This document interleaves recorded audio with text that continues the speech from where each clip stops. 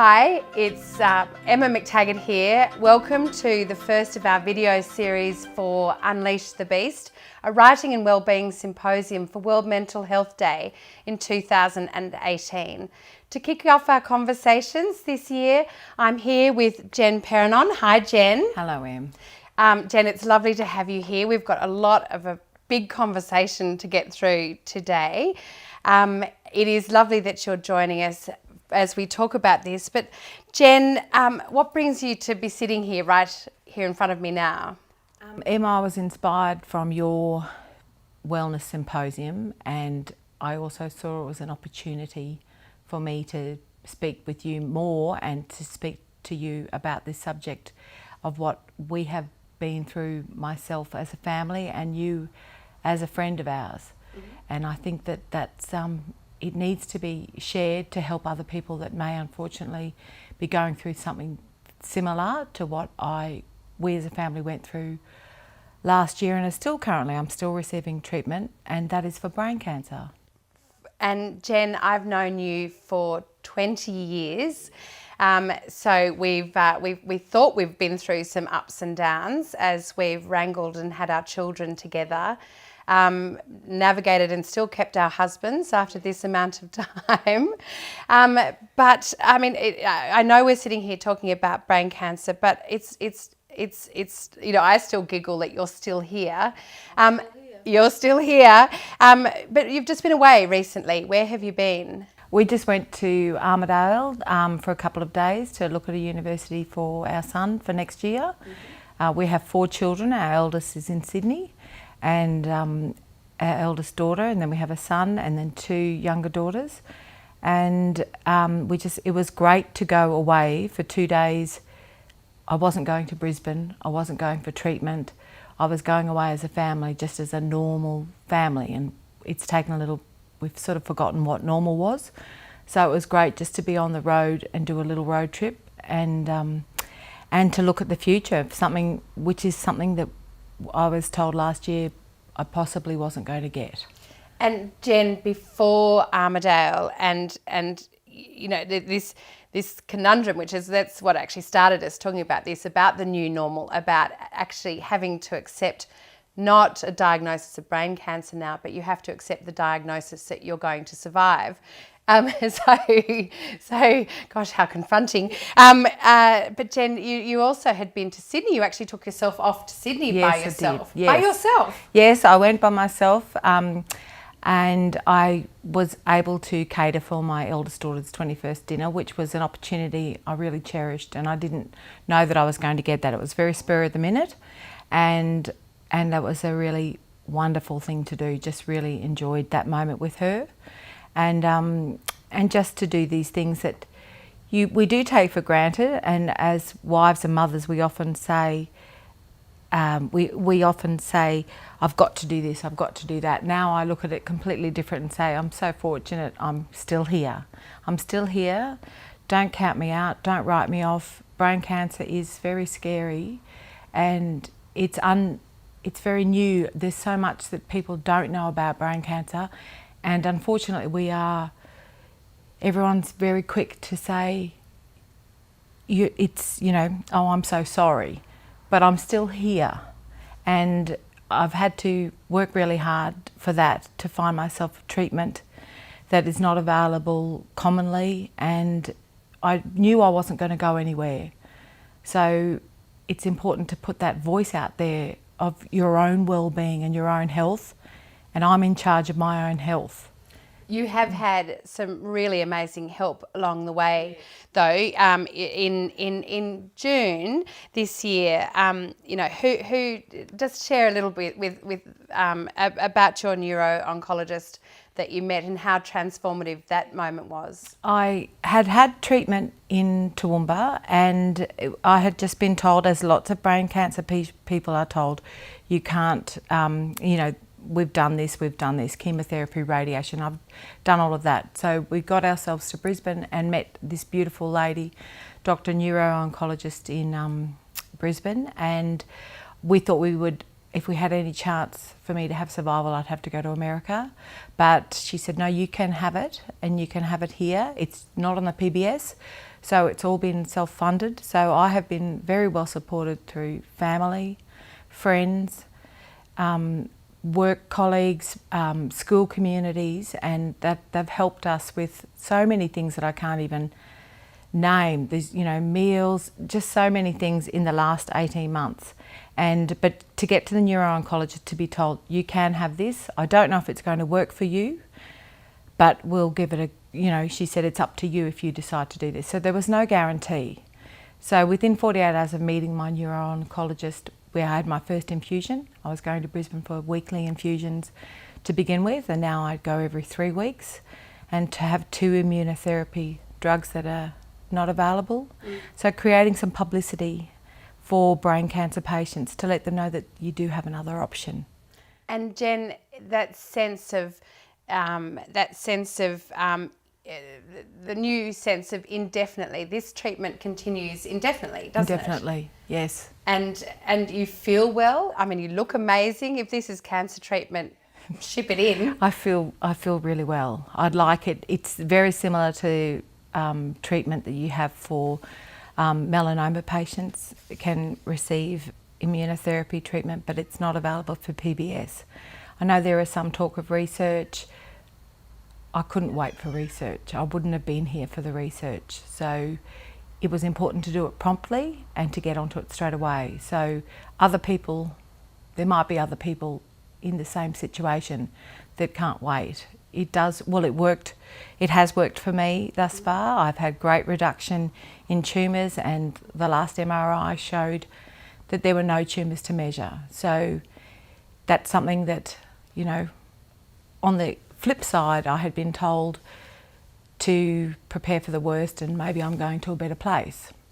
Jen, with the regular trips and knowing that you had said that it was a process, that it was challenging, there's the logistics to actually be going through this treatment on a regular basis, but feeling well and managing to deal with it. But tell me about James's birthday in March. Yeah, James had his birthday on the 5th of March, and he was at work. I went to Brisbane. My appointments are often early, so I had treatment on that. I had my MRI early that day, and then I had treatment. And when I had my appointment with my doctor before treatment, she let me know that they'd had a great reduction of 50% in one tumour and over 70% in the other 2 tumours. And so I went out before treatment and rang him to say, happy birthday. I'd actually gone to Brisbane the day before his birthday, so we weren't together. He was in Toowoomba with the children, and I just said, happy birthday. It's just you're in a tight little bubble of. I was so focused on healing that I didn't have money. There was no time, and I didn't have an opportunity to get him a gift. But I made that phone call as soon as I'd seen the doctor, and she's, that great news. Whereas previous MRIs had said there's been a progression and there's not much we can do. So I'm very happy to be sitting here to be able to say this, that, we have to be in charge of our own well-being. Other people may think they know, and their experience and their, everything does lead to that, but don't count me out, don't write me off. It's really important to say, okay, everyone else thinks they know what's going to happen to me, but at the end of the day, nobody really does know. I know, I always knew I was going to be fine. I just knew and I just believed, and that's a really important message. So with James now, when knowing that was the ultimate gift, really, is your presence. When you read that on an invitation, I won't ever make fun of that again. When they say, I want your presence, not your presents. Yeah. Yes. So I'll have to I straight away go, oh, actually, they really do mean it. They really like you there. When James now looks at you and says, oh my goodness, you're still here. Every day. I know. Do you find it extraordinary that there is so much laughter Oh yes, in the it's last, nice. and I say in the last 18 months because it's a defined period of time, but how much you've been able to laugh and how much you swear now. Yeah, I made a little bit too much, really, but gee, it feels good. It felt, well, I swore at the beginning out of frustration and just being told that, no, there's nothing we can do. And so you swear because you need a release. We all thought it was because your surgeon hit the swear button when, Well, when they maybe. went in and got that tumour. I know, but now my children say, Mum, that's just a little bit too much swearing. So I'm trying to curb that one back. But anyway, it does actually help just to let things go instead of bottling things up, because it's not written, Em.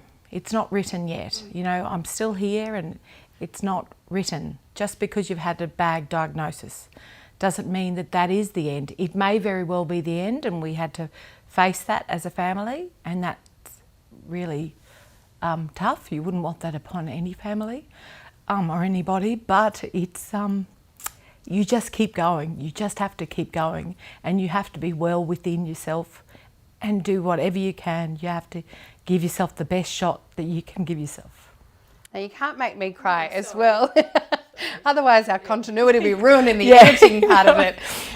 Jen, of course, you know, that does lead me to that that thinking that, you know, I mean, you know, you were told in the early treatment before this immunotherapy that going to a better place was actually the medical people around you thought that they were offering you a gift at the time. So just on a day-to-day basis, you know, having been told and not accepting that as an option, what are the little things that you did? And I'm thinking of your watch, moving your watch, and what were the small things that you did to actually get through that time? Well, I read a lot. If there was something that didn't sit well, I thought, no, I can do that. I just did everything I can help myself. Food was a really big part of it, and listening to my body on what my body wanted to eat.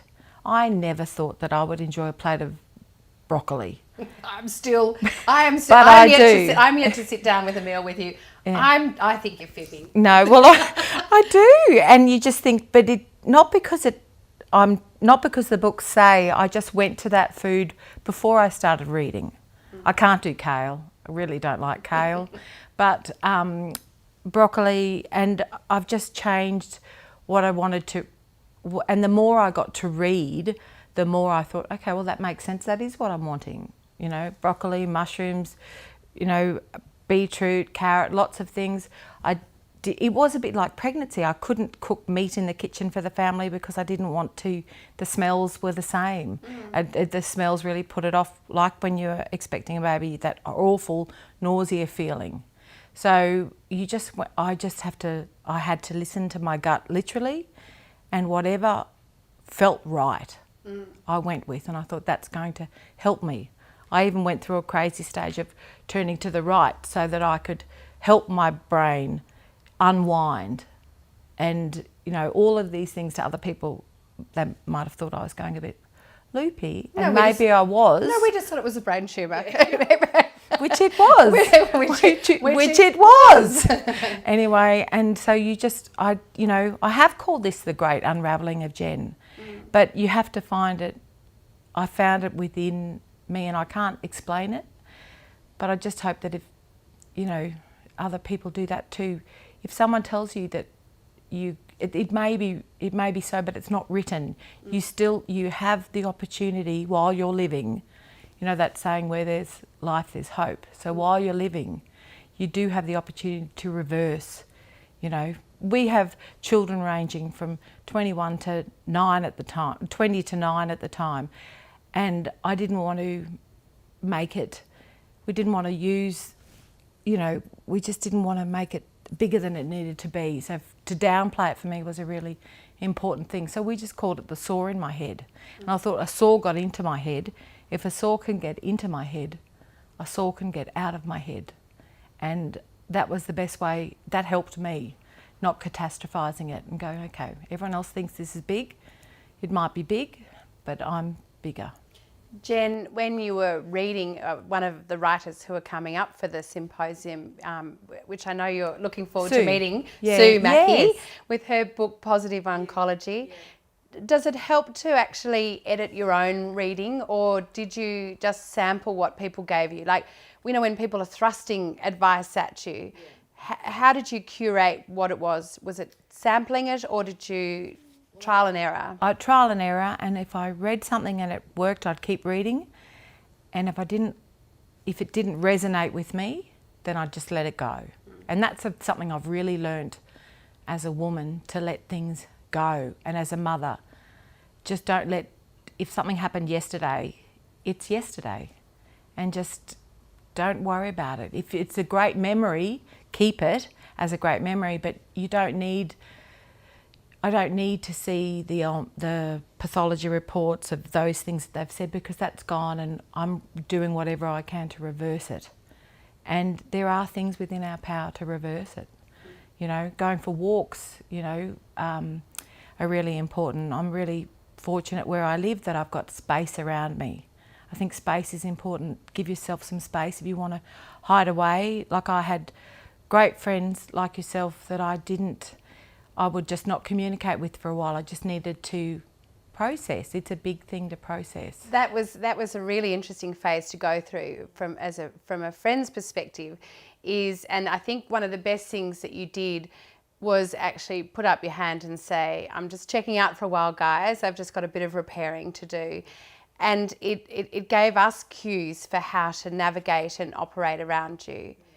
Jen, with the help that your friends and as you mentioned, everyone around you, like what are the most useful and the most useless things that people can do? Being there is really important. It doesn't matter. I just think that some people, it depends on your diagnosis and what you're dealing with, and for everybody it's different. I don't for 1 minute think that I'm the only person to go through something yucky. I think everyone's got something in their life that's yucky, and that's the only word I can think of at the moment. But I wish I'd come up with a better word than yucky. Writing and wellbeing symposium writing. I might need to write. I might need to write a bit more. My handwriting was no good. I used to actually handwrite. I used to write things in my right hand, and I'm left-handed. And I would write the answer. I would write a question in my right hand, which was like very not great writing. And then the answer, I would just let the answer come to me with what I wanted to achieve in my left hand. So, and that was a really powerful thing to do. I do have